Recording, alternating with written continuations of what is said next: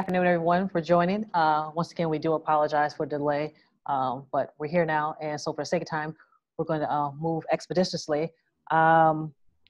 Is Paolo still going to say something, or do you want me to just go right into it?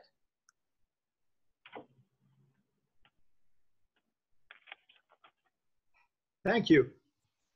Thank you very much. Can everybody hear me? Yes, thank you. Again, apologies because it looks like the technical glitch which delayed us came on my end, unfortunately. But we fixed it, and again, apologies for the late start. But since we're late, let me just be extremely brief. My name is Paolo von Schirach.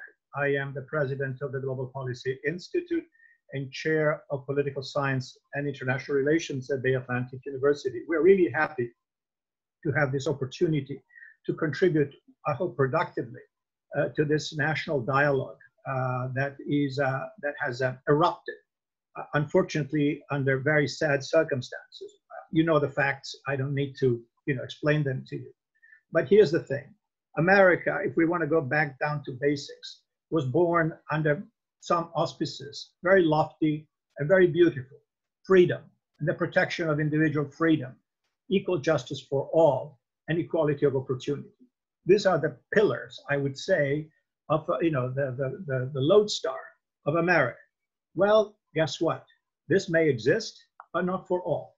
And the events of the last few weeks have unfortunately brought this home. Not just because a man was brutalized and killed, but that by police, we all know that. But this also has allowed us to dig into other realities of unequal access to justice and certainly unequal opportunity. So this is not something we're going to resolve today, but hopefully constructively working together, we can try to make some progress. This is our duty as a nation. We are a rich nation. We are very resourceful. So what lacks here is focus and will and the ability to recognize the depth of old problems that are with us and that have been unfortunately ignored far too long. So without further ado, I want to turn it over to my friend and colleague Gina, who will moderate the event, and thank for all of you, audience and panelists, for being with us today. Thank you. Thank you, Paolo. Thank you, Paolo. Once again, my name is Gina Rupert. I am the Career Services Coordinator here with Bay Atlantic University.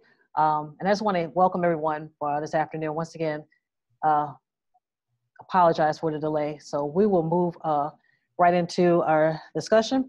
What I'm going to do is just introduce everyone by their name, and then I'll let you to talk about what it is that your organization is doing and anything else you may want us to know. So I am pleased to be here with Dr. Kimberly Muktarian, who is the Executive Director of Save Our Sons, Johnnie Bond, Esquire, Attorney at Law, and Tyler Cargill, our Director of Diversity and Inclusion here at Bay Atlantic University. And we also have one of our graduate students online, Mr. Muharrem. So I want to thank everyone for joining today. So Dr. Kimberly, if you wouldn't mind, just tell us a little bit about your organization and what it is that you do. Well, my name is, again, Kimberly Muktarian, and I am the president of Save Our Sons. And what we do is we collaborate to prevent incarceration by development in our community.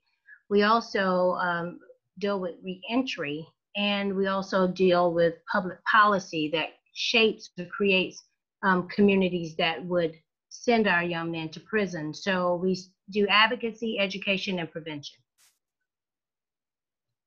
Thank you. You're welcome. Bond? Yes, first of all, I wanted to thank you all, Bay Atlantic University, for putting this on. I think it's a very important issue that we need to discuss, and I think it's very important that we talk about and we take action. So thank you all. Thank you, Gina, for hosting this hosting this conference, this discussion. Johnnie Bond, I started my law practice, the Bond Law Firm, in 2006.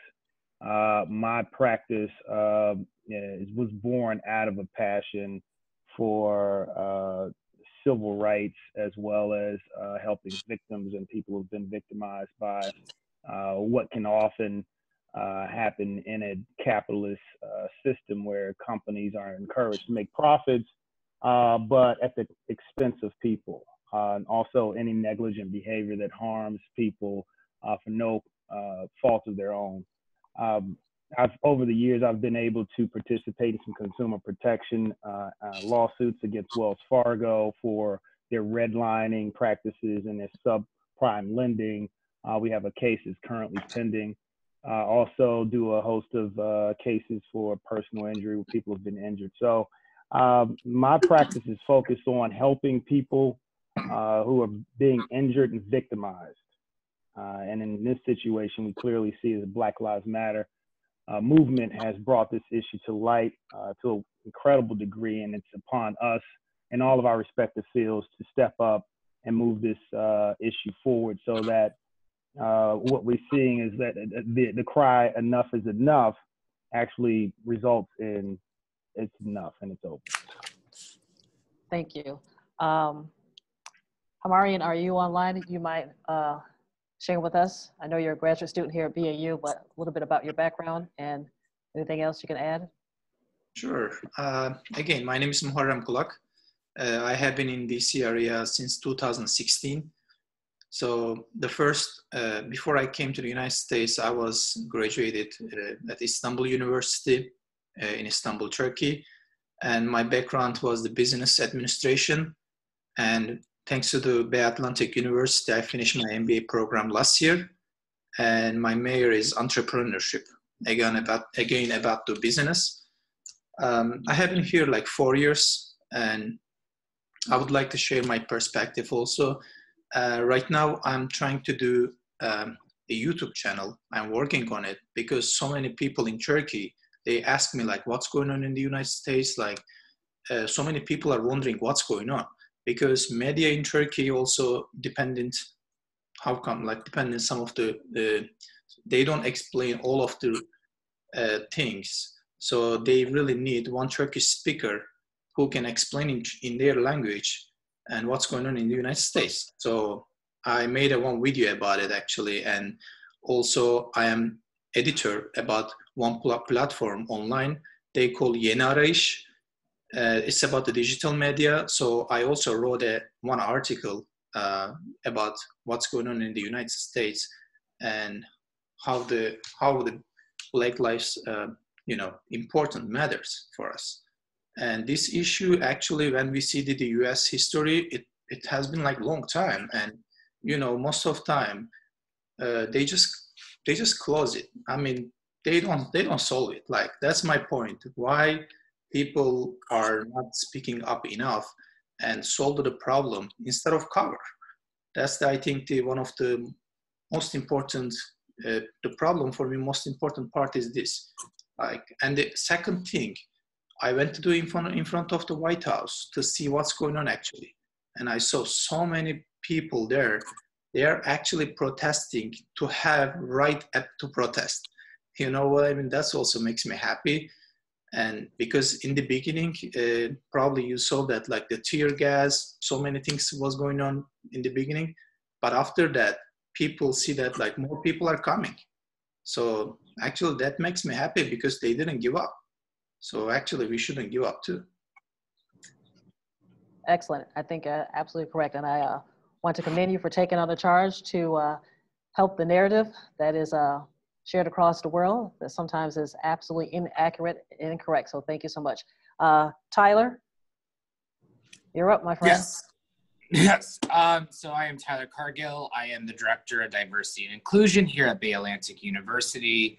Kind of going off of what our grad student just said, one of my main goals right here is creating diverse and inclusionary spaces in international environments.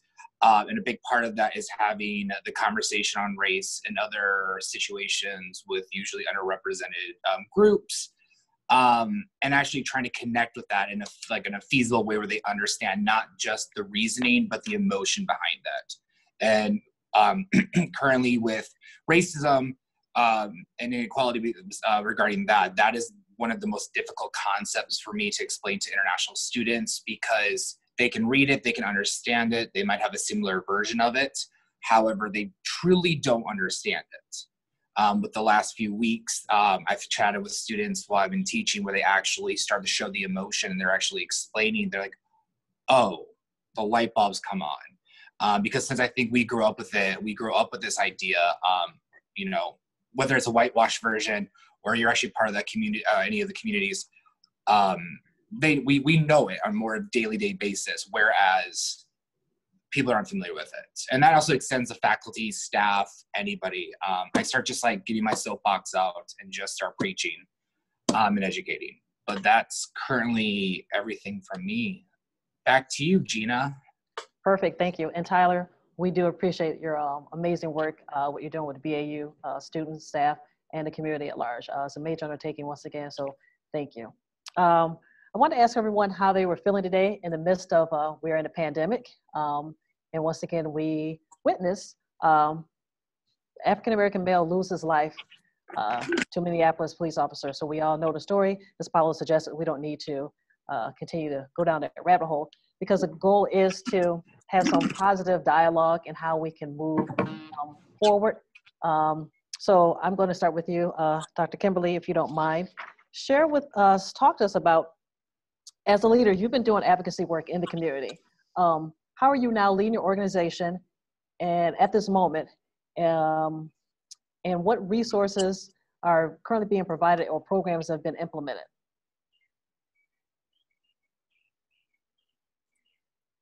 We can't hear you.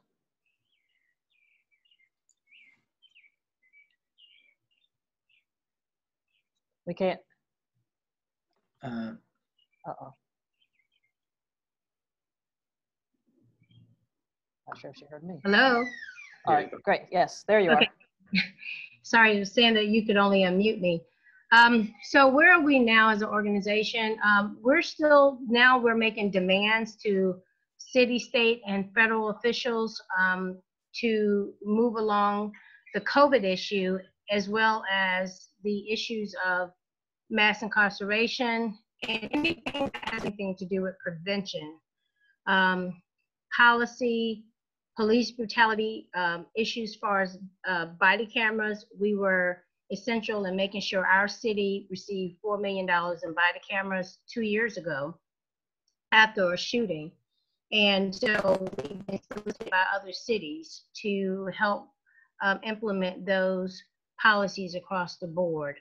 Because as you all well know, the way we saw George Floyd was from Minneapolis, body cameras from citizens. And so we want to make sure that that is something that's implemented across the board. We also are asking for more funding for programs for local citizens versus reactionary police implementation. If we can start pushing our community to become more present in the services that our own people are providing, then we can again become a community and build resources in ourselves and spread abroad. So we're looking at more of an organic movement of natural resources within our community. So our community can have something to strive to. And some are, some colleges, some also need trades. And so we're trying to make sure we utilize and not have any breakage any of those links right in our own communities. Okay, thank you. We're having some audio feedback, so I do apologize. I'm not sure if that's on our end or on your end, but I think I can hear you all perfectly. Okay, perfect. So, so no, that's great. Thank you for sharing that with us, and it's very important. There was a point in time where I worked in the league with incarcerated adults, and it's very passionate work to do. So I just want to once again commend you on the work that you're doing and working with young African-American males. So they, at such a young age, they have to learn how to be a man before their time to be a man, just if they're ever stopped by the police or any authority they view as someone in law enforcement, even in uniform. That could just be very intense and it's scary for some. So thank you for the work. Sounds like you've had a very robust dialogue with your clients, team, constituents, and appreciate that. We wanted to keep that momentum going. Just want to pivot here a little bit to Tyler, since he is our diversity and inclusion guru. Tyler has been very active in the protests here in DC. He's been protesting like it's his second job. But I want to talk to you, Tyler, and ask you a very direct question. How do you, as a person of non-color, begin to have this conversation with your peers, your demographics, and so that they understand the importance of Black Lives Matter? As you suggested, this is not, or someone suggested earlier, this isn't anything new in the United States. It's been ongoing. You and I have had conversations being from the Midwest, living in the South. So how does that conversation begin to take place, and how does it shape, and being in education with working with international students, but just what does that look like in your opinion? I mean, when it comes to my opinion, like backstory on me is I grew up in the Midwest. I grew up in a 128-mile square school district.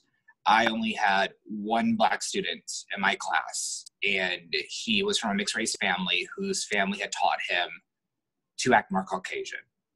Now, I didn't really experience a community like that, so I grew up thinking I was very open, welcoming, etc., until I went to university at Southern Mississippi.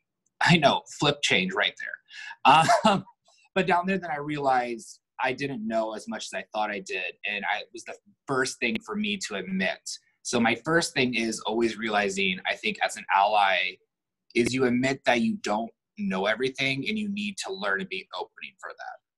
Because, you know, what you might think and what we might think, or what we've established as a dialogue or a base for conversations different for another. A great example is when it comes down to understanding race. Like if I'm going to explain it to students, if I start going to my anthropological background, race does not exist as a social construct, but yet I did forensics as my previous job, and we used race as a way to identify skeletal material.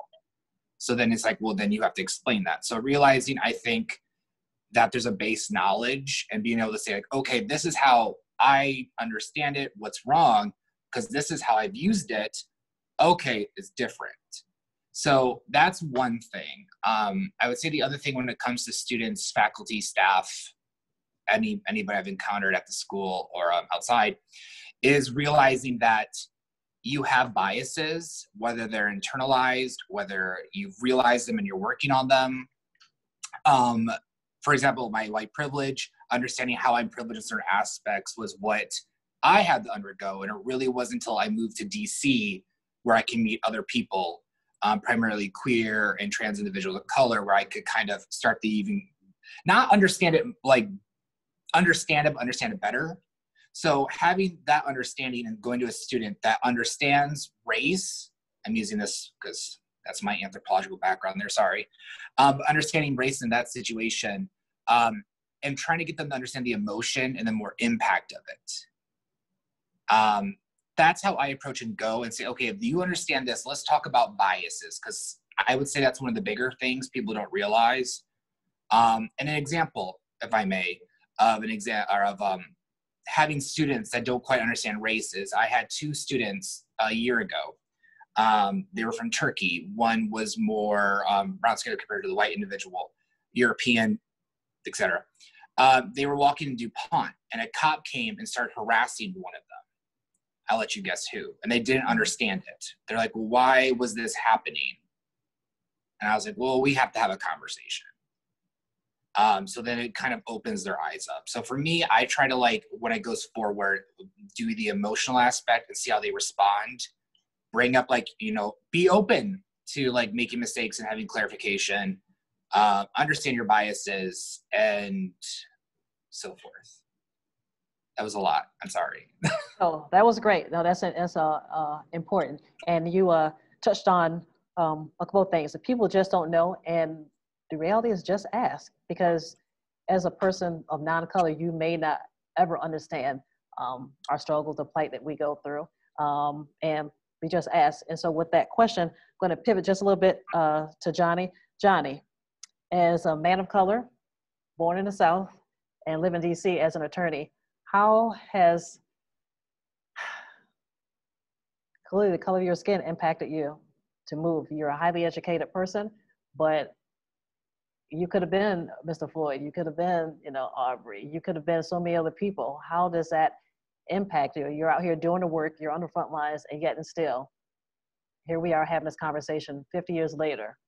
So just talk to us a little about, I just want your perspective because you are a man of color on the panel and another man of color, I should say, on the panel. And I just want your perspective and really talk to us about how you are feeling. I mean, that, you know, I was emotional. I've just been overwhelmed. It's been very emotional. We've been here at BAU, out with the protests. We have a huge banner, Black Lives Matter. It's just been a lot. So just want to hear from you. I want the audience to hear from you.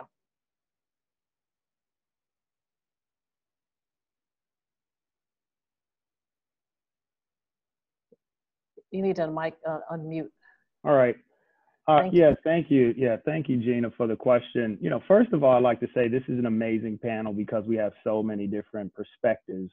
My perspective coming from the South, you know, I can speak to this issue, I believe, and as I've had more and more conversations with my white colleagues and people who are more interested in this subject than they've ever been, I'm noticing that race has shaped every facet and aspect of my life because it's always been a front issue. Navigating the South, which had a history, obviously, of slavery, then Jim Crow, segregation, civil rights battles, and then even moving on from there, there's always been a constant struggle, a constant process of trying to move things forward and to, you know, play your part in that, as well as to try to operate as if it does not prevent me or anyone else from achieving what we want to achieve. So, but then my personal response to it and my education in terms of from philosophy and mathematics to law, I have been seeking a way to live a life that is part of the answer to this issue. Practicing law in the areas that I practice, being and speaking out on issues that I think are very pertinent to this issue, it's shaped every facet of my life. So I've had conversations with some of my white friends who said that, you know, they never even have to think about race. And that's a clear distinction. When you don't have to think about it, you can ignore it if it does pop up occasionally. It tends to pop up for them during, you know, elections, when it becomes a central issue. So that's my background. That's my, for me, I've always been thinking about this issue. It's always been in my face. And I think that's the case for African Americans in the US and abroad, right? Black people abroad. How do I feel about it? I've got so many feelings. I have so many emotions, so many thoughts. This is such a highly layered, multifaceted issue, ranging from economics, macro and microeconomics, ranging from criminal justice to police reform, prison reform, the history of the laws for fighting drug wars and criminalizing. I mean, it's a large issue in my mind, in the way I think about it. I'm going to try to distill it, but I mean, look, you see George Floyd, and my first initial emotion was anger. And it was anger from a different perspective than I had ever had before, because to me, it seems like it's been an escalation time and time again with multiple killings each year since President Obama was elected. We've got, you know, we can go back to Rodney King in 1991, Oscar Grant, which probably, you know, people forget about, 2009, shortly after Obama was elected. I mean, that was a very heinous crime. I mean, if we saw that happen today, in which the police officer, while they were arresting him, shot him in the back in broad daylight, we probably have a similar situation today. This has happened time and time again. The Black Lives Matters movement sprung out of Trayvon Martin's heinous murder and the fact that the Zimmerman was acquitted. And that's a huge issue that we're dealing with. It's like these things happen, but we know no policemen have been convicted. There's no accountability. There's no response on that end, and the injustice of that will create the boiling point, and has created the boiling point that we're at right now. My major concern at this point is, will the response equal the boiling point? Because that is what's most important right now. There's very little hope that it's going to come from the highest elected official in this country, President Trump. There's very little hope that it's going to come from, that there will be an acknowledgement from him and his base in this very divided political environment we're in. But it has to be something done. And we have to see some reform. I know that the Democrats have introduced the Justice and Policing Act. I'm hoping that, there could be some bipartisanship effort on that. But we know that, we can expect that, as has been done in many elections before, race will continue to be an issue to divide the United States and to win an election by one party, the Republican Party. As long as race continues to be a tool in the elections to divide people, we'll never get rid of the problem. We'll never have this issue. We'll never get rid of this problem. So, like I said, I am all over the place right now in terms of like all of the things that I'd like to see happen. I hope that, this Justice and Policing Act can actually bring about some change. I think we need to pay attention to that issue. I think we need to look and educate ourselves about the Black Lives Matter movement. I think that what they've done has been extraordinary in making the very simple fact that Black Lives Matter a central issue and a statement that everybody now, particularly whites who are now very clearly focused on this issue, are able to say and tell their friends and tell their others and tell people who don't agree with them right now, yes, Black lives do matter. So, I'm not sure if I answered the question, Gina, but, those are my emotions, kind of raw, and some of my hopes. And I also hope that the United States can come together despite the fact that Donald Trump will attempt to use race and any other issue as dog whistling and gaslighting to divide the country and use this to get reelected, which I think is sad, and the lack of leadership that we've had from the White House. But I'm hoping that we can, as we've seen through these protests, we can unite without him and move this issue and hopefully get this resolved. If not with this election, if not with this this new act, more laws that will be introduced, more reform that can happen at the state and federal level. Because I think if we don't deal with this now, if we don't deal with this within the next, as a result of this, we are going to get further torn apart on this issue. And I don't think that that's what America stands for. Thank you. I appreciate your candor, your honesty, and it's okay to feel the way you feel. We all have some feelings and emotions around this. It's just ongoing. It's been too long, and it's just interesting how now that the country is and the world is coming together to say no, enough is enough. Is it solely because of the racism, which is a machine of itself? Is it because of the lack of, as you said, leadership based on the person commander in chief? Could be various reasons, but people are just tired. Right. Blame it on COVID-19 if you want to, but people are tired. People are tired for numerous reasons. A life is a life. Doesn't make a difference if a person is black, white, gay, straight, brown, purple, young, old. A life is a life. And when people are just killed unnecessarily because someone thinks they can get away with it, that's problematic for all citizens. And I do mean all citizens. It will come knocking on your doorstep at some point in time.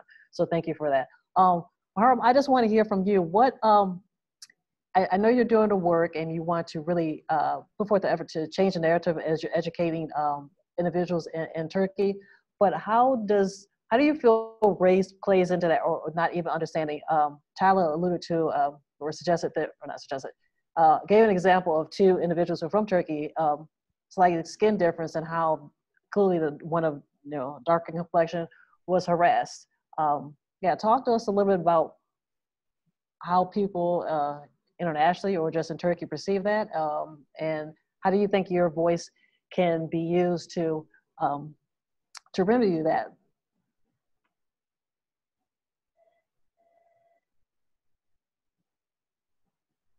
He'll have to be unmuted, Gina, I believe. Oh.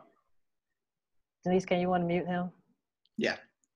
I think right now you hear me, right? Oh, yes.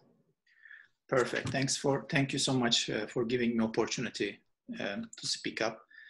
Actually, I have been here 4 years, and this 4 years, I have only one time got racist attack. It was not physical. It was by talking. It was just one. It was actually in the building of the Bay Atlantic University. I don't know who is that person, but that was 2 years ago. I was just used the elevator to go down, and one person was in the elevator already. He just like pushed me a little bit with the physical. I was like, wow, I'm sorry. Like, he said, oh, you just, how can I say? You just stepped my shoes. That was the new shoes. I was like, oh, I understand that. Like, he's trying to tease me. I was like, okay, I'm sorry. I don't want trouble, but I cannot fully understand how you feel because you live in this land and I have been only here just 4 years. But as an international student, as a Turkish person, I would like to say if we learn how to respect each other, everything will be better. My wife, I met in the United States. I'm married with that beautiful lady, and she's Christian, she's Catholic, and I am Muslim.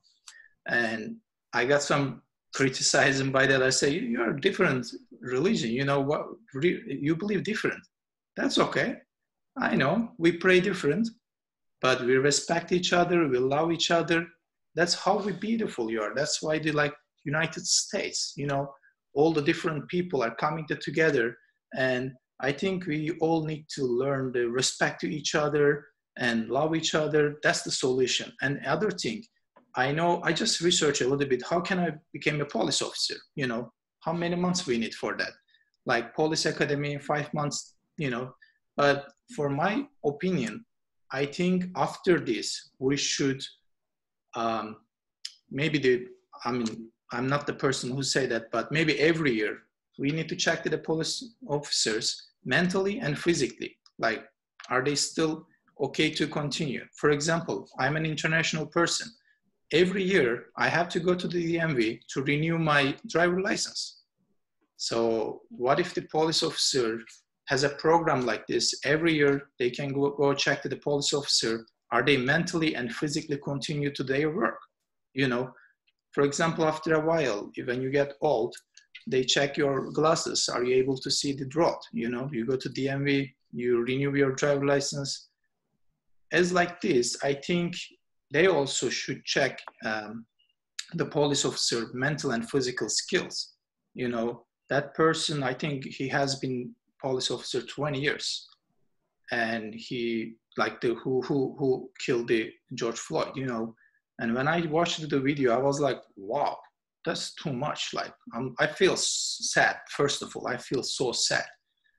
Then I feel a little bit angry because that's too much. I mean, the person has no gun, nothing, no physical attack, nothing. He just waiting, and he just said like, I cannot breathe, and you're still pushing. Like, why? That was too much for me, and I think it's going to affect also education in United States. Who wants to come from the abroad? Like, as an international person, can you imagine? For example, this summer, maybe I decided to come to the United States from Turkey. I watch all the media, social media, and I said, you know what? Maybe not the United States. Maybe I should choose Canada. Maybe I should choose London. Maybe I should choose different. So this is going to be affect all of it. And also the COVID-19 also was the biggest problem also before this. And hospital, like, I'm scared as an international person. I'm scared to go to the hospital because it's so expensive. Like, you have to have Insurance, if you don't have insurance, basically that's the other issue. That's a lot of, like, that's huge amount bill. I have one friend who lives in New York. He's also Turkish. He got the COVID-19. His test was positive. He stayed only 2 days, 2 or 3 days, I don't know. Couple days in the hospital. He got recovered. They sent it home, and the bill was around $200,000. I was like, wow. As an international student, that's insane, you know? Well, you know what I mean? So, well, I was scared. I'm scared, actually. But I am also happy to live in this country because people are still fighting for freedom. People are still protesting. They don't give up. So it makes me more stronger that, you know, wow, I'm really, really happy to live in this free country. But I hope everything will be much more better soon. And I hope we will not choose the people by the color, by the religion, by just the network. Because when I choose a friend, I am not looking like, you know, oh, you know, I'm not looking to color. I'm not looking to race. I'm not looking to religion. I'm just looking to person as a friend. And I show my respect. And if the person accept my respect and my friendship, and here you go, we are friends. You know, I cannot, I mean, I'm sure you have a lot of thoughts to share. I'm just seeing as an international person, and that's why I'm sharing this. And that's the other thing, like at the job situation, they ask the race, like, are you Latino? Like, you know, are you white, African American? Like, I was like, that's the first time when I applied the job, I was like, why they are asking this? Like, what is matter? You know, and the last question, one of the last question is like, are you Latino or not? Are you Hispanic or not? And that was bothering me in the beginning. I was like, why they are asking those questions? Like, we never ask this question in Turkey, like, you know. But of course, there are a lot of people living in the United States. I really hope peace, respect, and love to everyone. Well, I appreciate your optimism. I don't know where that world exists, but hopefully one day we can get there. Maybe not in this lifetime, but soon. You made a comment about the video witnessing this man's death. I don't know any other way to put it. And if we all had 8 minutes and 46 seconds, someone applying pressure to our neck when we are handcuffed, and like, that's scary. So Dr. Muktarian, talk to us briefly about, you work with the population that is targeted every single day of their lives, and them seeing that video, I'm sure it infuriates them, it empowers them, it angers them, but where are some of these young men now? How are they able to move forward in life? And that, I'm sure, is making your job as executive director and your team and other CBOs, just makes it much more difficult, because you're trying to empower them to move through something, but it's just constantly being reinforced, thrown in their face, and then for basically the entire world to witness this man be murdered. How are you able to offer any hope, any positive reinforcement that they won't be next? I mean, you can't, there's no guarantee, but what's the dialogue?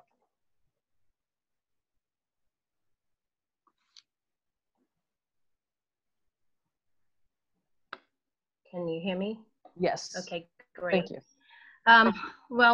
First of all, let me say again, thank you for bringing this panel together, because addressing the issues and acknowledging the issues is the first step to freedom. I think for so long, America have ignored what they've always seen. And I think this video of George Floyd was just a huge eye-opener. It doesn't mean that it was not always there, because we've always had these young men that I deal with who tell their stories every day. I think America chose to ignore it, and from that, they became neglectful to their own citizens. What this has done is freed many of our men from the psychological oppression. From now they are being heard. Now they're being believed. And I think they put themselves in the shoes of Colin Kaepernick when, some months or years ago, the world was throwing tomatoes, and now they're having to go and pick them back up. And so that is speaking volumes, and it's a release for many of them, because America uses a lot of propaganda to use words such as, you know, one nation under God, and we're all in this together. And we, you know, we've heard the propaganda over and over and over again, but the reality is we were very divided. We were very disconnected from each other. And this brings us to a place where we have to view this same, or witness what happened through the same lens. We can't even view this through the lens of race anymore. Everyone saw it together. And I think this helps tremendously with the cause of humanity. Thank you. I agree. The lens is definitely, we're constantly adjusting the lens. And Yes. I don't know how many more times we can adjust before, you know, it's Yeah. clear and focus for some of us, and for some people, maybe a little hazy, but how much more? I think that's what's happening. I think I'm going to ask a question to everyone. I'll come back to you, Johnny, so don't think. But as many of you know, various companies and organizations have released statements of support of Black Lives Matter. In your opinion, what does accountability look like, and who are we holding accountable? So, Johnny, with respect to law and legislative, who are we holding accountable? Well, I think right now the focus is, you know, for an initial response, the focus, rightfully so, is attempting to change policing. That seems to be in the first layer of this, because it speaks to George Floyd's death. It speaks to all of the police shootings, and you know, it's an approach starting at the top, as we saw with Ahmaud Arbery. He was murdered by not even cops. I mean, there were people who felt like they could grab their guns and go out like vigilantes and hunt this man down. If we have the level of accountability, as you're asking about, at the top level with the police, and that's communicated throughout the country, that may be a way to bring not only the police, individual police officers, but people who also look to law enforcement as a means to communicate what should and what should not be done in response to alleged crimes or criminal behavior. I think that's where things should start, but we've got a larger issue to address, and that's race. So you know, we could attack it one issue at a time, and I think that's a very practical way to do it.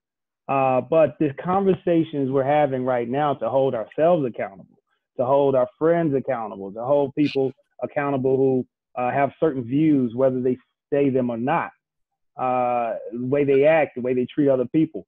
We have to hold ourselves accountable, hold our neighbors accountable.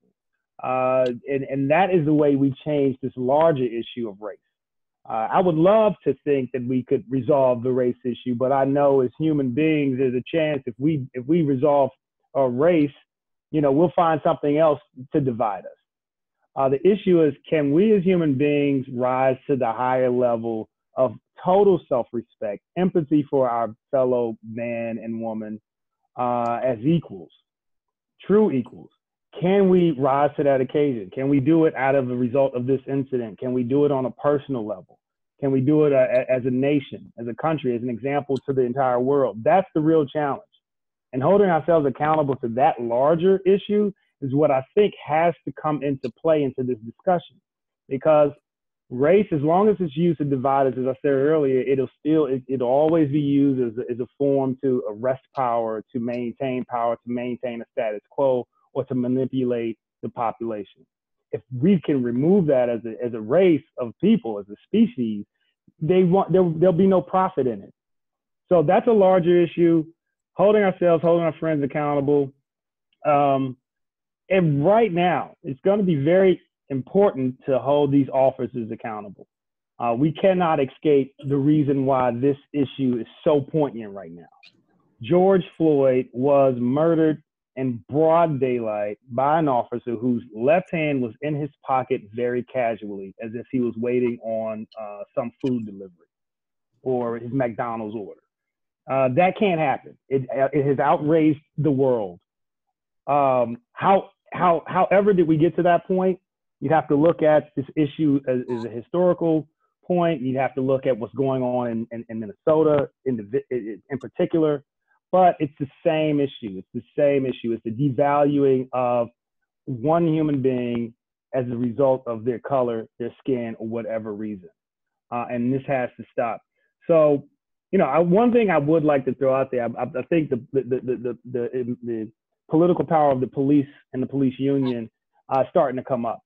And I think, not only Congress passing legislation, but I think if the police union can hold their members accountable on a certain level, and I don't have any policy ideas on that, that's a certain, that they have to think about how they could do that. But if there is an interest there, I believe that the police unions could get involved to hold their members accountable.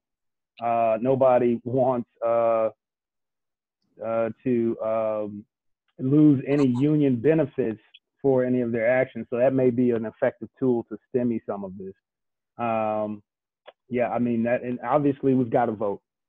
That's going to hold our politicians accountable, impact the judges that are appointed, impact the leaders that we have. We've got to vote, and we've got to get involved at the state level as well as the federal level. Definitely agree. Definitely agree. Thanks for your response. Real quick, Tyler, what is your opinion about accountability? Because we are with BAU as an international university, you as a Caucasian male, what does accountability look like? Well, first off, Johnnie, whoa, well said. I wrote down like a whole bit on there because I was just taking notes because I was like, love it. Exactly. I really would like to address two parts. I kind of want to build off what Johnnie said regarding holding ourselves accountable. That starts there, but also holding our friends, your white friends, I'm not going to beat around the bush, holding them accountable, and your colleagues. I think when, professional friends, family, I've sadly know a lot of friends who have cut ties with their family. And it's sad, but there is a breaking point because there is a time when you just can't get through to them socially. As a gay queer man myself, I am I'm still high on the privilege scale, but I'm still also looked down upon. And, trying to be able to connect that way is always a really good stepping stone. And so when I do have these accountability talks, I'm kind of curious. For example, last week, as Gina said, I've been protesting all week. This is a protest outfit. This is the hat, the t-shirt. We're going in a little bit. But I was walking back on 17th, and I saw friends outside of a bar social distancing. And I asked them, well, why are you guys here? And they said, oh, we don't really know what to do. This is 2 weekends ago, sorry. Oh, the cops says we shouldn't head down yet. We should wait. And I'm like, that's kind of the problem. Like, why aren't you down there? You guys are a gay married couple of 10 years. Like, why aren't you down there? And that bothered me, really bothered me. Because once again, it's like, well, we got equality. We're good. No, we're not. So I think once again, is holding those accountable and having the conversation. This is social. We're getting to your point in a second, Gina. But it's holding them accountable. Another thing is I had a friend call me at 11:30 p.m. last week. And I grew up with her, cradle to grave. She was in the bed. We were born 2 months of the day apart. She was in the hospital room when I was born. She still lives in Ohio. She called me and she's like, Tyler, I have an epiphany to share with you. I'm like, well, what is it? She's like, I was getting ready to drive down. Show you how country I am. She's getting ready to drive down the golf cart to go down 2 miles to go take care of the horses. And I was like, okay. And she said her boyfriend said, you should take the cooler out. We had beer in that. And she's like, I won't get pulled over, but yeah, let's take it off. And she was driving and she's like, I thought about if I got pulled over, yeah, it would be kind of bad. But if I was a black person and I got pulled over, that might be it. And she's like, and then she started talking. I'm like, you finally realized your privilege. And you have to keep this and keep it going. That leads me to the second. I think professionally, everybody fights tooth and nail to get where they are. But when you aren't able to check your your privilege or think you're working with certain people, especially in diverse environments. Like our school here, I was talking to my old professor earlier in Mississippi, and they have merged their departments, and now they're in world studies. And you're working with certain people, you need to hold those staff, the directors, the presidents, the provosts, the vice provosts, I mean, your barista, you need to hold them all accountable for their actions, because actions say loud. You need to lead by example. And if you're doing something and people are telling you, don't do this, we need to do this, especially if they're part of that community, you need to listen, because that's going to advance your company's goal. It's going to advance your everything. But more importantly, I think it's going to advance you personally. And when you can advance personally, you can then police and patrol, well, so to speak, police and patrol other people's actions and accountability. I think without that, and honestly having that real talk with yourself and saying like, do I not know everything? And we have all had leadership where we've done ourselves in our positions. Like we smile, we say, oh yeah, I got that. You run your computer, do the research real quick, because you want to check, you want to be prepared. But sometimes we're so used to that, we just stop and we're kind of like, I'm not quite sure what to do. Let's wait and see what happens. No, this is not that time. You need to do action. I mean, literally, I brought 2 protest boards I'm going to post on the wall, one for Black Trans Lives Matter, because this is a momentum where you have to keep going, and you need those people and those leaders to see what you're doing and acknowledge it. Sorry, that was a passionate talk I wasn't expecting. Johnnie got me riled up. Johnnie got me excited. Listen, no one needs to apologize. I want open, honest dialogue and candor. And I think, to your point, Tyler, people are fearful. When I mean people, I grew up in a predominantly white area. And so, but they would ask questions. And even now, I want people to ask questions. Same breath, I can't be that token person. I don't know everything. I know my experiences, but I think, myself, Johnnie, Dr. Kimberly, we can't be the token for this, large community which we're a greater part of. In terms of accountability, I do check some of my friends who are from the South, and they can be very, let's say, opinionated when it comes to people that don't necessarily look like them. But that's understandable if you have heard stories from your grandfather or you've witnessed things growing up. I mean, the reality is, the civil rights movement is probably not even 60 years old yet. So we are still living and being oppressed simply because of the color of skin. We, as African Americans, now I'm going on a tangent, we have done everything we're supposed to do. Go to school, get a good job, do this, do that. And we can't move into certain neighborhoods. We can't go into certain stores. And if you don't believe me, look at Oprah Winfrey. Her maid was like, no, ma'am, you can't come in here.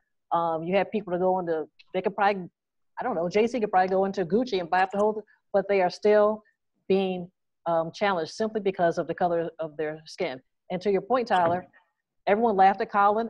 People did not support that man. And now you have the NFL who's coming under fire. But we know the NFL has been probably a racist entity for, from years. But I digress. Let me just go back on track. So I have one question, Gina, because I kind of want to hear on their other experiences. Just one thing is, you and I, talking about the token, you and I, how I approach my diversity job is I'm an ally. If I'm not a direct member of that community, I want to plan and I want those people involved. When I've done seminars and things, I go and find those members. I'm like, I want to give you this platform.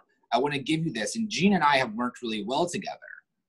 I guess for my questions for the other panels, if I may real quick, like how have you all in that situation kind of teamed up or been collaborative with white colleagues or any other individuals to boost and actually make progress or even just brainstorm? I mean, we've all done that, just a candid, honest, open, getting different perspectives. I mean, I think that plays a massive role. No, I agree. Sorry, I stole your show for a second. No, you did. That's a great question, because we could just pitch that to Dr. Muktarian. With respect to accountability and with the community-based organization, how do you collaborate with organizations that, support your mission or maybe don't, but how do you just collaborate on different, maybe with homelessness, maybe education, I don't know. So the floor is yours. Enlighten us. She needs to be unmuted. Unmute your mic. Oh. Okay. I'm going to say that it's not always been an easy road, but I think passion will find a way. I've been very fortunate for people to seek me out because I've made myself available to have these hard conversations. And what happens is that these institutions or systems will come to me because they're looking for clarity. They're, you know, what they can't escape is the outcomes of racism. I'm also a middle school educator. And if you look at the patterns of what is going on in with Black children, the suspension rate, the dropout rate, the IEPs, mental dissent, so many different things, and they can't blame it on just education alone. They know there are other factors that are targeting Black students. And so they have to come to reality in so many words. They really want to get down to the nitty-gritty of what's going on with these students. So they'll call me in to have these race relation questions or seminars so that they can give themselves permission to start looking for solutions, because you just can't say the student is bad or the student doesn't want to learn. We have to go a little deeper, and I make myself available for that. And I will give you just a small, I won't say a testimony, but an experience that I had just recently. I was bit by my neighbor's dog, who is a white Marine, and he moved into a Black neighborhood that is gentrified. And he got himself a dog and trained his dog. He put cameras all over his house, and the dog got out and bit me. Well, I was a little fearful of dogs for a while until I went to Lowe's Home Improvement, where some of the people would bring their dogs. And I videotaped, I was just so, you know, bugged out about it. But I had a conversation with the man who brought his dog, and I said, you know, he said, well, ma'am, don't be fearful, my dog doesn't bite. And I just held my breath, but when I got outside, I addressed him and I said, I have no problem with your dog. I have a problem with those who cannot contain their dogs. And he said, ma'am, I'm so sorry. Is this a Black issue? And we had a very long conversation about just dogs in general and how everyone is not the same. But he had no idea that his dog was not supposed to offend. He lived in a world where he almost believed that his life was non-offensive to nobody. And that is a very different place when you feel like your whole existence does not offend anybody. Even your wrong is right. And those are some of the deep conversations that I have with those that are in my sessions about what's right to you could be very wrong to other people. And I think that's what we are coming to now. How do we merge the two? How do we say your reality is killing me? Literally. Literally, right. Literally. Your leisure, your gentrification is killing the rest of Americans, or your institution, your statues is, you know, belittling our value. So, you know, those conversations are very abstract to many of the counterparts that I have to speak to. Great, thank you. So we're running, trying to wrap this up, but I do have a question. So, Johnnie, the Department of Homeland Security suggests no systemic racism exists in law enforcement. However, history and recent events clearly supports this statement is inaccurate and racism does exist. There's an ensuing debate regarding reform versus defunding the police department budget. Please discuss the pros and cons of the reform versus defunding. And I know it's an add-on. Someone asked a question, do you think, and all the panelists, do you think that police officers should have an evaluation every 2 to 4 months or a little more frequently? So what do you think about that? All right, so the first is reform versus defund, right? Yes. Okay. And then let me make sure the second one is evaluation. Correct. Someone asked a question specifically. All right. So yeah, let me talk about the reform versus defund, because I had my own kind of personal struggle with this, and I'll explain exactly the struggle I had, which I think may speak to a lot of different people's struggle. Right now, we are having a passionate response from George Floyd's murder, as well as the countless others who have been murdered at the hands of police. And I think what I had to first come into contact with in my own struggle was that, I pay attention to like the political mood, especially in an election year. And my concern was that this call to defund the police would be fodder for Trump's campaign, as well as the right to use that as, Democrats and the Black Lives Matter movement is soft on in law enforcement.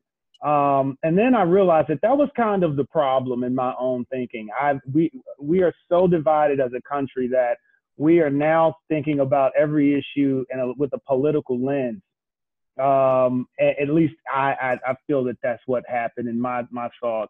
And what I decided to do then was look at it from a different standpoint and say, all right, what is the defund police movement? What is that argument?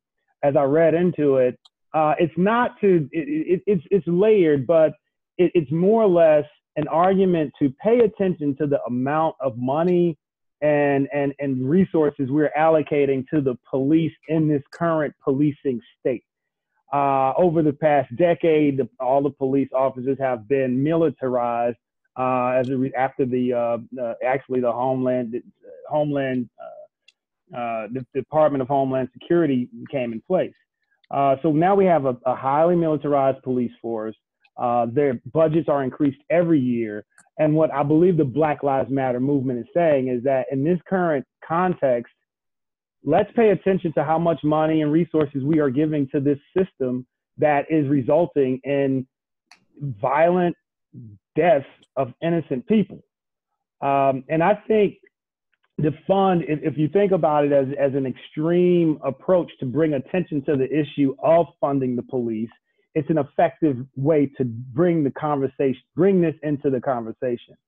So in my opinion, I don't think that defunding the police or eliminating the police is an answer, because for a number of reasons that I could kind of run down. I mean, what happens when you have trained policemen who are angry that the Black Lives Matter movement got them fired and they have nothing else to do and they're well trained? What do you do with that population? You'll see a lot of things that you wouldn't want to see.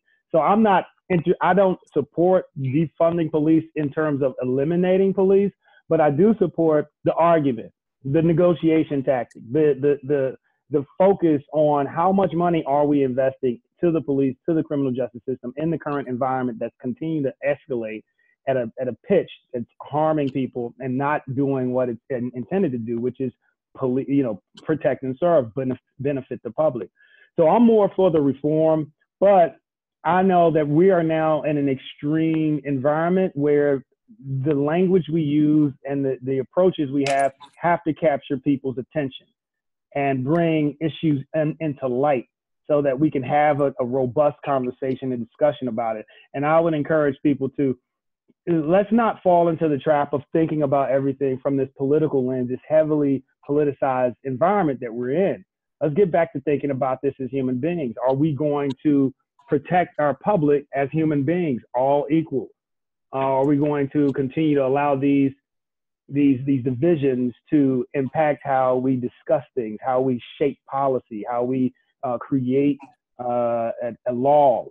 I think that's what we need to do. Police evaluations, that's pretty much my point on that. Police evaluations, whatever we can do to hold police accountable, I am for.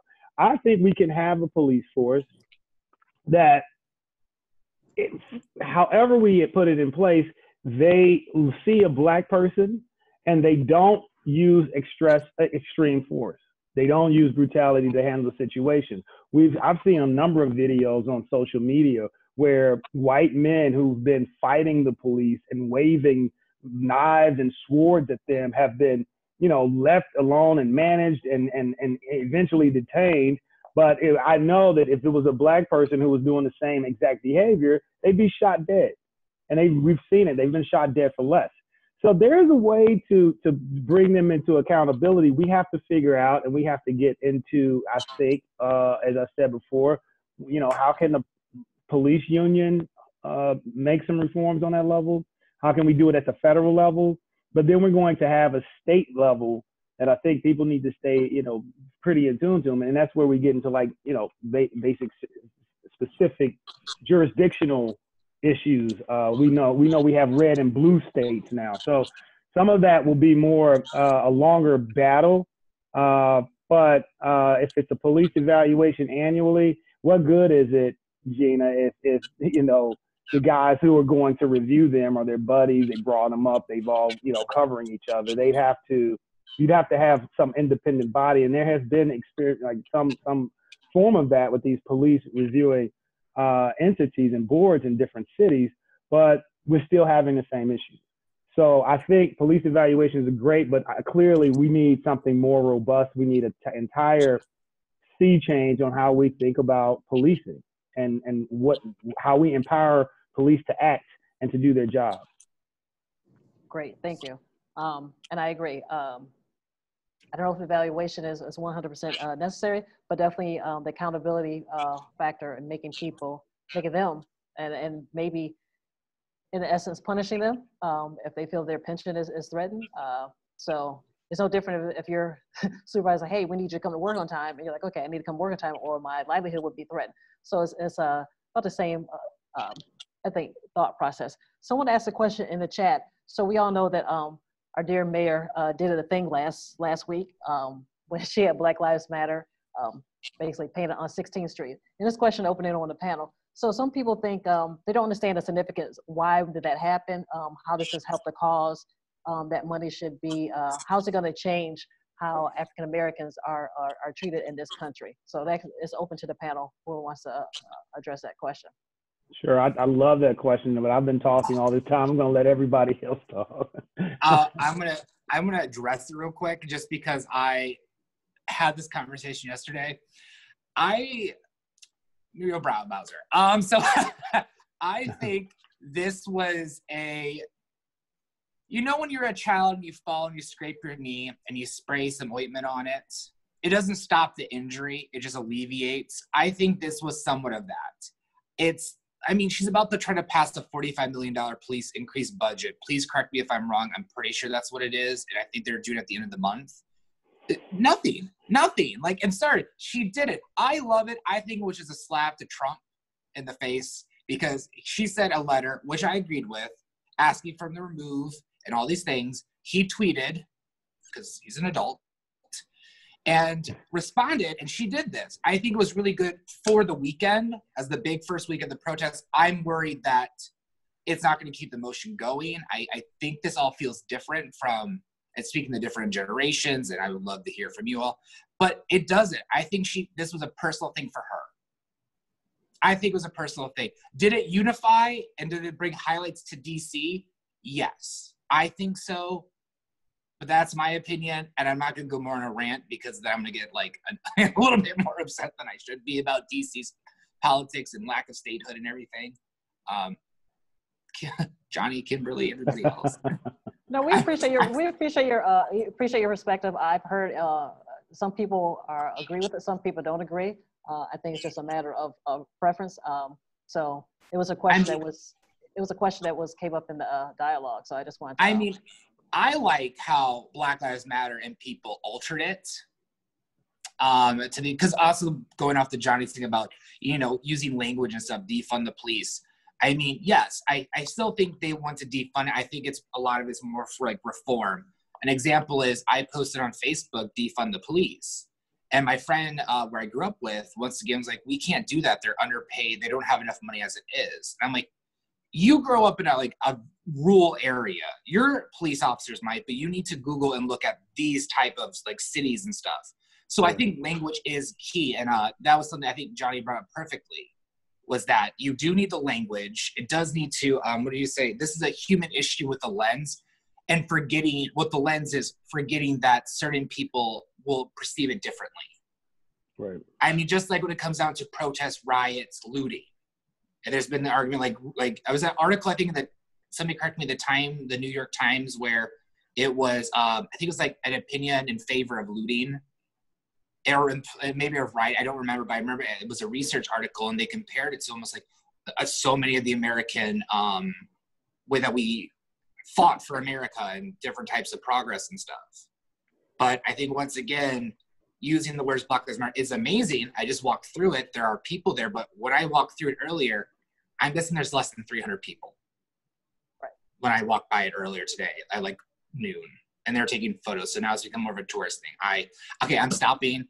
Yeah. Someone else. Well, yeah. Tyler, I completely understand. I feel what you're saying. Look, there are a number of ways to react to it. I try to take what I can get from things, and my take from it is that in a large way, number one, it solidified the Black Lives Matters legitimacy on a national and world level, which beyond a doubt, that was the most encouraging thing. I mean, it's a plaza, it's a street named after the movement in the nation's capital. It's a huge leap in their achievement in terms of like having a legitimized voice, which it's funny that we have to have people say Black Lives Matter, but that's what we have to do.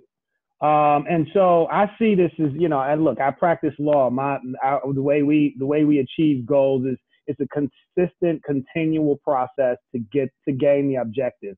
That is a huge step. And, quite frankly, let me tell you, I agree with you on this, Tyler. If they didn't put defund police on the end of that, I don't think I would have saw deeper into the issue that even DC is confronting. So I'm 100% with you. We do need to look at what DC is going to do with its increased budget. At the same time, it's the nation's capital. It's a very heavily policed area. I like to have very intellectual conversations about these. Most times my conversations probably wouldn't be fit for mass media because I don't have the one-line thinking. But I enjoy the entire conversation and analysis of the issue. But that was my main takeaway, and my cheering is like, all right, here's my last point is like Black Lives Matter to me it was fledgling at one point. It suffered from, it was a subject to scorn. There's the responses of all lives matter. To me now, with all of this and its legitimate, the legitimacy that was added to it is a huge gift, a huge opportunity to continue the conversation and continue the activism. I feel like a dinner party, Johnnie, is in order because I want to hear these viewpoints that are not suitable. I think that's great. I think one thing too, because I just remembered, I forgot this earlier, my point, is that I think why Black Lives Matter 2 has finally helped and pushed and everything is that we have Generation Z. And I've debated this with Gina a little bit, is I feel like the millennials are always, the punching bag. We're the ones I feel like that we started saying, no, we're tired of this. We need support. But with Generation Z, especially growing up with the Trump administration, like when I was out there, I've been out there, when 2 Saturdays ago, when I was flushing people's eyes that had got maced. I have been seeing it evolve peacefully. But what I loved, and almost was like the verge of tears, is looking at these teenagers and college level students and people that are screaming Black Lives Matter and even screaming Black Trans Lives Matter, which is a whole nother issue, but at the same time it's not. But seeing how these people are evolved and like are now saying this, but it's finally the viewpoint. And it's finally, no, they see this and going out and marching and, seeing everybody. Like I had done so much marching. One day I burned 1,000 calories in 7 hours. I was so proud. Did I eat a cheeseburger to celebrate? Yes. But I was doing this as I did and saw different age groups, everything, seeing people on doorsteps with their hands up and their fists up and their signs. And I think that's why this movement is so different, is that it's the kids that are all right. Right. The kids are all right. They're tired, pissed off, but they're ready to fight for it finally. Inequality. I think that's why the movement is, I think everybody really saw that and the nation's media did that, and is why it was retweeted and everything is growing. Yeah. Kimberly, Absolutely. I've avoided you. Sorry, if you want to jump in. We need you to unmute. I just wanted to say I share your sentiments there in DC. We are yet bombarded here in Raleigh, North Carolina with the same issue about what is the real language now that we are face to face with racism. And I don't know if we ever thought we would get here, but now that we are, how do we, politically correctly address the issue and not be afraid anymore to say racism? And because of Washington, D.C., we also painted our streets. So, as soon as you all finished painting Black Lives Matter, we painted Racism Ends Now. So thank you, D.C., for taking that lead. At this point, I'm very unapologetic about the issues.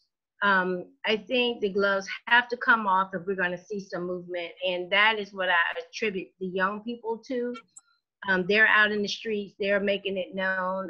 Though I've marched with them and I'm probably out of breath at half marked, I will tell you it is exhilarating to see that even when I sit, someone is still standing, because there is so much to fight for, and this beast of racism has been multi-layered.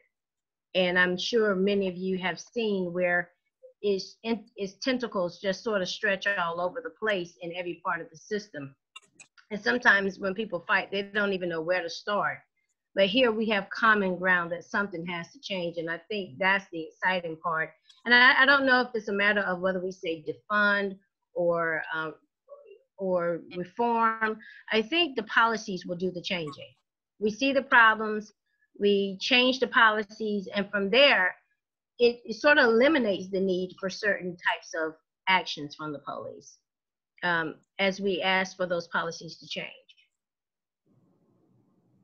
Thank you, thank you. So we are at an hour and a half, 90 minutes in, and I'm just very passionate. I have something, we could probably go on for hours. So what I'm going to suggest is that we table this, continue this dialogue. We could definitely, we're going to do more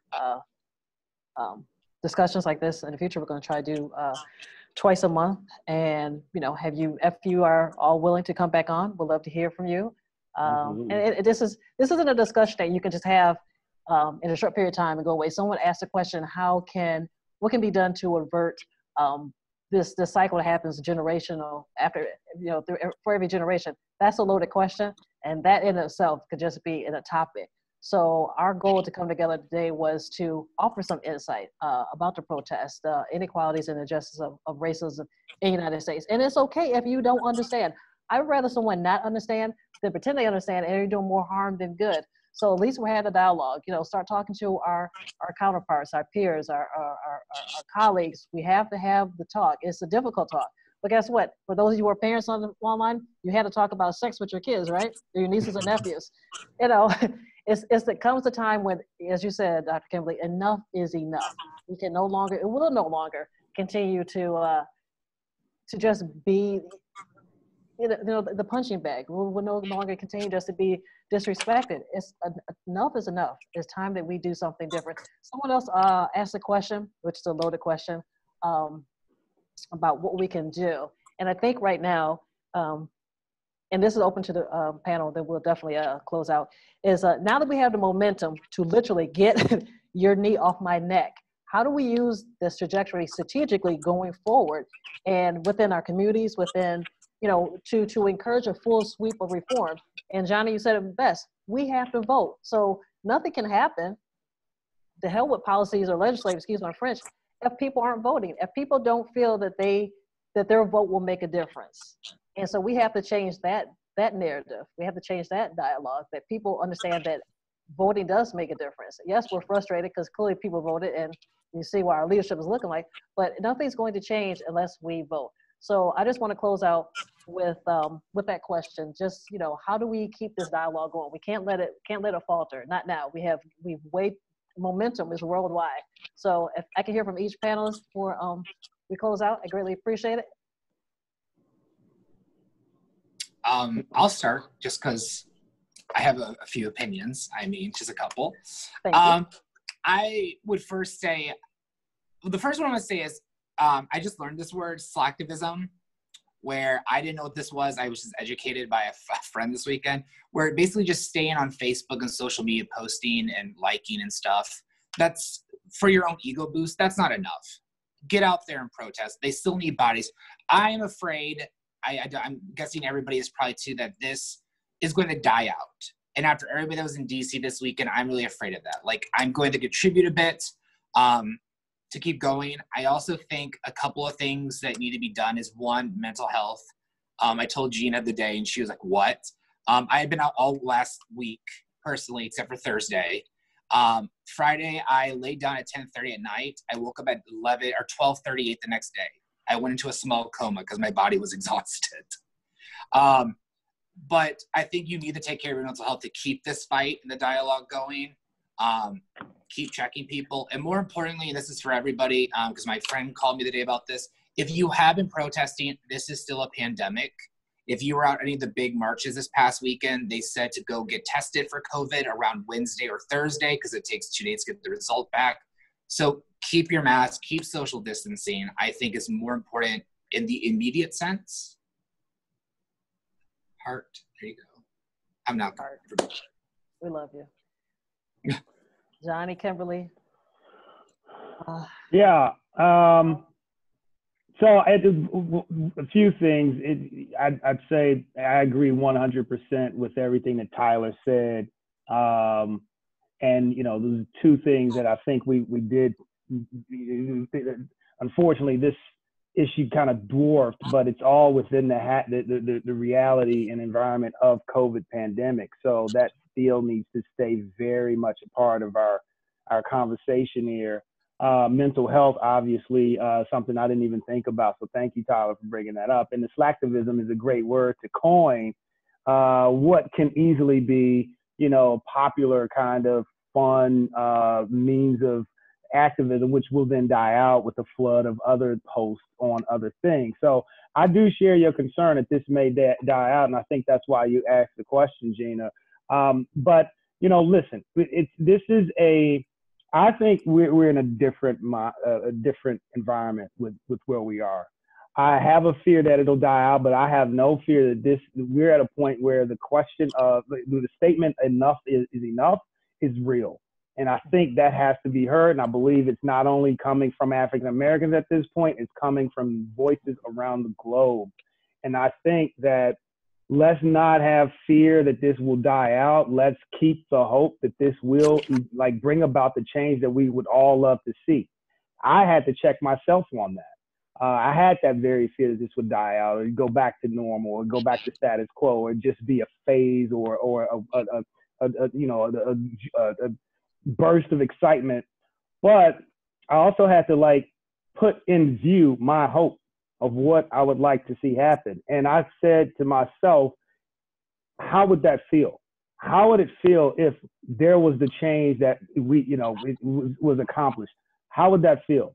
And I imagined how that would feel. And I said, all right, I am actually going to hope for this. And I think we should all do that. We should try to figure out how we want to see the world. We should define it clearly and hope very, can you all hear me? Yes, we can hear you. Yeah, okay. And hope very strongly, and let that hope fuel all of our activism. Let that hope fuel our conversations with our friends, our colleagues. And I'm with you, Kim. You know, it is a moment where the gloves are off. That's not an advocate, it's not me advocating for violence, but it's advocating for the seriousness of the issue. That can't go down. You know, however we talk about this intellectually or you know, from a passionate, emotional standpoint, this cannot stop. It cannot slow down. It has to pick up. It has to stay constant. It has to stay strong. But we have to do it with the hope in mind. The hope has to be, what do we want to see? I would like to see some real reform. I'd like to see police afraid to take a black man's life for fear that he'll lose his pension, her pension, she'll lose her job, she'll be held accountable, spend time in prison, and then make different decisions. I'd like to see that happen. I'd like to see us really confront this race issue once and for all on a global level, on a human level. That's my hope. I know if I continue to push for it, you know, that seed will grow. Other people may hear us. Other people may take it on, challenge themselves.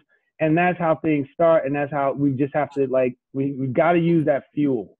Got to use that fuel. And in this environment, it's so easy to get kind of plowed over with this cynical political environment where we have a president who's willing to use it, wield racism as a sword to accomplish the divisions that empower him.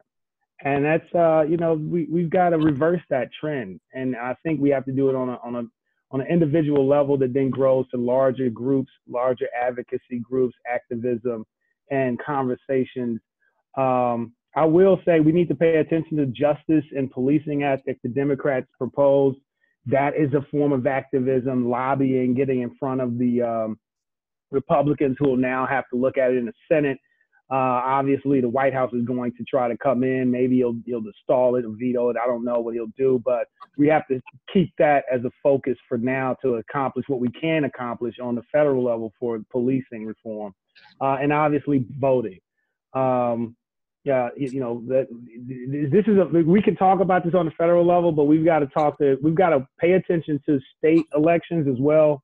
And obviously some of the police departments are governed by local municipalities. So we've got to get involved on the local levels as well. So, I mean, that's what I think we need to do. We need to keep that hope and let that hope fuel our actions going forward.